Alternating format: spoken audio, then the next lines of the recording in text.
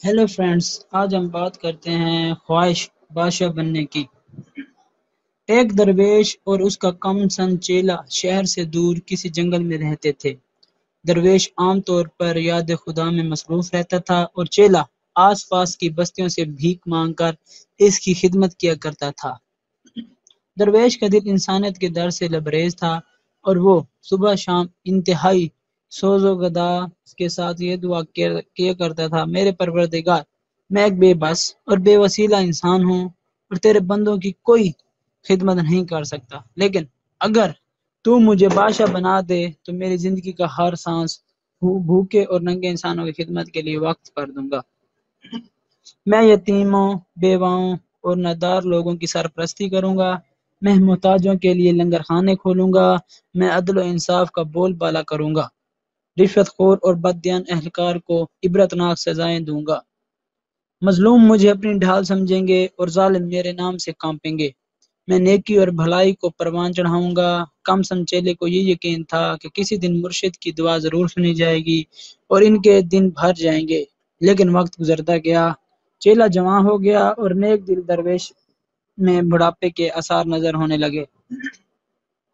रफ्ता रफ्ता चेले के एतकाद में फर्क आने लगा, यहाँ तक कि जब दरवेश दुआ के लिए हाथ उठाता तो वो इसके करीब बैठने की बजाय चंद कदम दूर बैठता और दबी जबान से ये दुआ शुरू कर देता।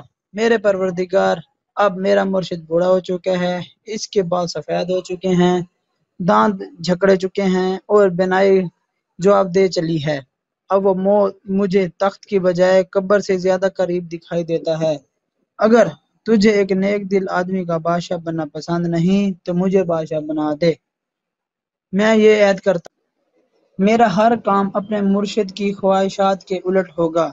मैं सदके दिल से अहद करता हूँ कि मैं नादारों को ज्यादा नादार और बेबसों को ज्यादा बेबस और मजलूमों को ज्यादा मजलूम बनाने की कोशिश करूंगा।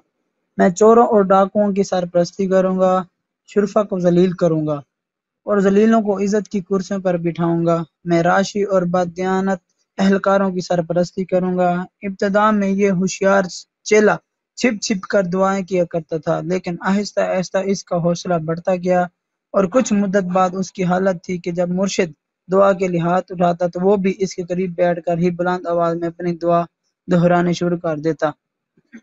दरवेश अपनी आंखों में आंसू भरकर यह कहता कि अगर बादशाह बन जाऊं तो अदल व इंसाफ, नेकी और सच्चाई का बोलबाला करूं, और चेला कह के लगाकर यह कहता कि अगर मैं बादशाह बन जाऊं तो जुल्म और बद्दी का झंडा लहराऊं। दरवेश कहता कि मेरे खजाने से माजूर और नादार लोगों को वज़ाइफ मिलेंगे, और चेला यह कहता कि मैं इन पर सख्त जुर्माने आयद करूंगा। दरवेश इसे डांट डपट करता और बसा औकात डंडा उठाकर पीटना शुरू कर देता, लेकिन चेला अपनी रिवायती नियाजमंदी के बावजूद अपने मौक़िफ़ पर डटा रहा। फिर वही हुआ जो पुराने वक्तों में हुआ करता था, यानी मुल्क का बादशाह चल बसा और तख्त के कई दावेदार एक दूसरे के खिलाफ तलवारें सौंट कर मैदान में आ गए।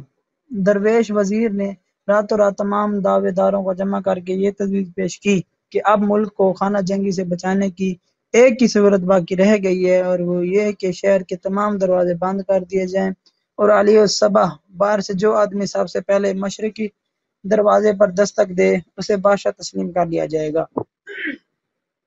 ये तजवीज़ बइत्तेफ़ाक़ राय मंजूर की गई। फिर ये हुआ कि नेक दिल दरवेश का चेला भीख मांगने के लिए किसी बस्ती का रुख करने के बजाय मुल्क के दारुल हुकूमत की तरफ जा निकला।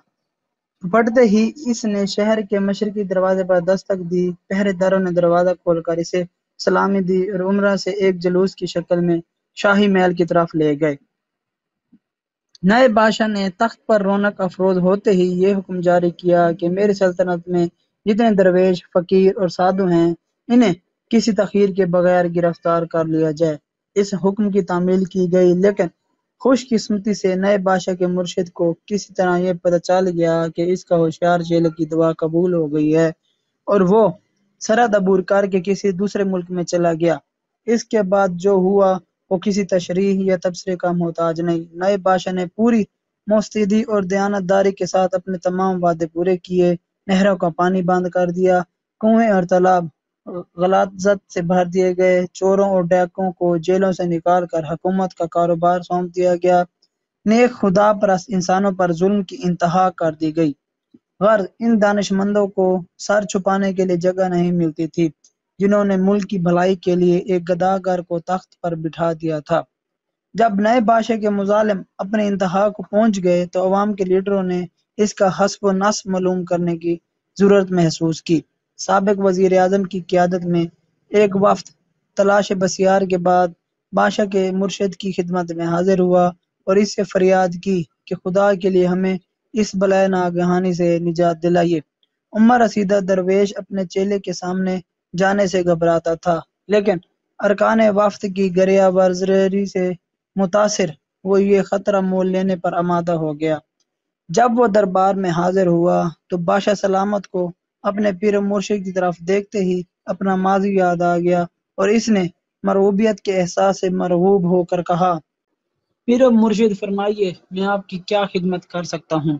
درویش نے جواب دیا، میں اپنے لیے کچھ نہیں مانگتا، میں صرف تمہاری رعایا کے لیے رحم کی اپیل کرنے آیا ہوں۔ تم اقتدار کے نشے میں وہ زمانہ بھول گئے ہو جب بھیک مانگا کرتے تھے۔ خدا سے ڈرو، یہ سب فانی ہے، اگر ہو سکے تو موت سے پہلے کوئی نیک کام کر لو۔ بادشاہ نے تلخ ہو کر جواب دیا، دیکھیے قبلہ، آپ میری قوت برداشت کا امتحان لینے کی کوشش نہ کریں، یہ آپ کی خوش قسمتی ہے کہ آپ میرے مرشد ہیں اور میں آپ پر ہاتھ ڈالتے ہوئے گھبراہٹ محسوس کرتا ہوں۔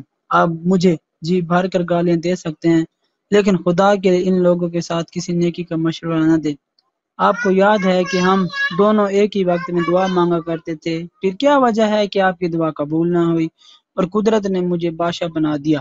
اگر ان لوگوں کے اعمال ٹھیک ہوتے اور قدرت کو ان کی بھلائی مقصود ہوتی تو آپ ان کے بادشاہ بنتے، لیکن یہ بدبخت تھے، انہیں اچھے بری کی تمیز نہ تھی اور قدرت ان کی بدعمالیوں کی سزا دینے کے لیے مجھے بادشاہ بنا دیا۔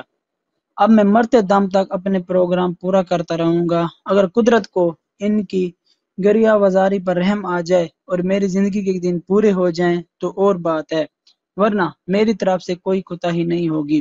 نیک دل درویش نے جواب دے دیا، برخوردار، تم بالکل ٹھیک کہتے ہو، اگر یہ لوگ قدرت کی طرف سے کسی انعام یا بہتر سلوک کے مستحق ہوتے، میری عمر بھر کی دعائیں راگا نہ جاتی۔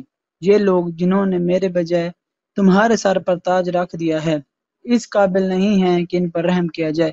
تم شوق سے اپنا کام جاری رکھو۔